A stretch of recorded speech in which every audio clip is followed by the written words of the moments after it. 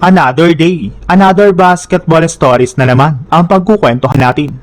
At ngayon nga ay pag-uusapan natin ang balitang may pamalit na nga po ang Lakers kay Lebron at ang balitang nagpalakas pa nga po ng gusto, ang Philadelphia 76ers.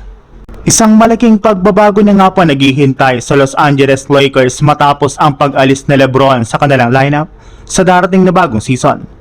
Ngayon nga po na si Luka Doncic ng pangunahing leader ng Lakers, kailangan nga po nilang punan ang malaking offensive role na naiwan ng 4-time NBA champion si Lebron.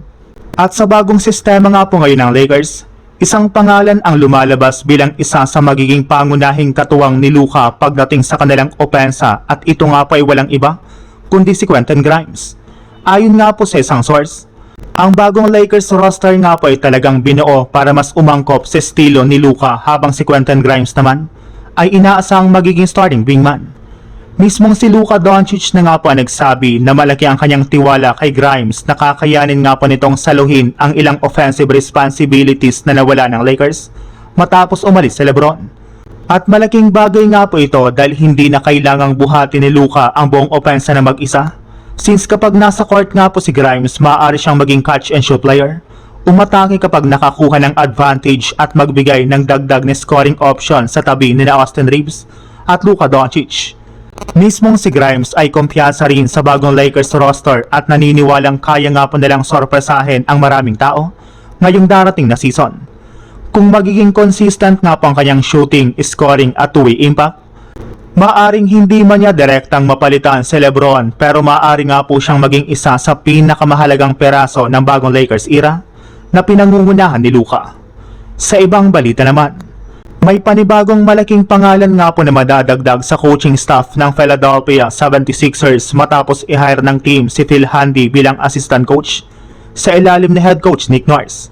Ang balitang ito ay unang iniulat ni Mark Spears ng Enscape at kinumpirma rin ng iba pang ulat.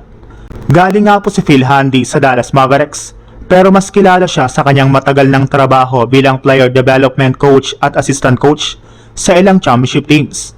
At hindi lang basta coaching experience ang dala ni Phil Handy sa Philadelphia 76ers since mayroon siyang napakalaking connection kay Lebron. Magkasama nga po silang naging bahagi ng championship team ng Cleveland Cavaliers noong 2016 at muli silang nagkita sa Lakers kung saan kasama rin si Phil Handy sa coaching staff nang makuha ng Lakers ang NBA championship noong 2020. Mas interesante pa, mayroon din siyang history kasama si Nick Nurse. Naging assistant coach si Phil Handy sa Toronto Raptors noong 2018-2019 season kung saan si Nick Nurse ang head coach dito. At sa unang season nga po na iyon si Nick Nurse bilang head coach nagkampiyon ang Raptors noong 2019. Kaya ngayon dalawang taong pamilyar kay Phil Handy ang muli niyang makakasama na sina LeBron James at coach Nick Nurse. Para sa 76ers, malaking dagdag ito sa kanilang coaching staff dahil kilala si Phil Handy sa player development at sa kanyang championship experience.